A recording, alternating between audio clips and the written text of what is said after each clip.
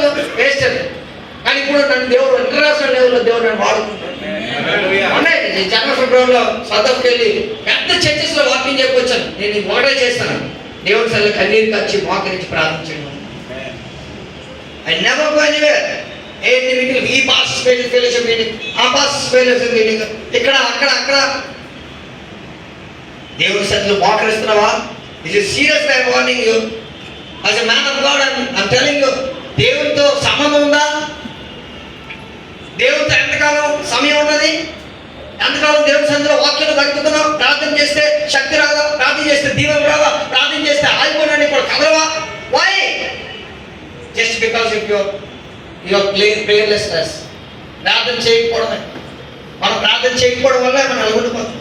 So decide today, దేవుని స్వార్థ పాటించండి, ప్రార్థన చేసండి, దేవునిలో గడపండి. ఎక్కువగా దేవునిలో గడపడం ద్వారా అద్భుతాలు మనం చూస్తాం. హల్లెలూయా.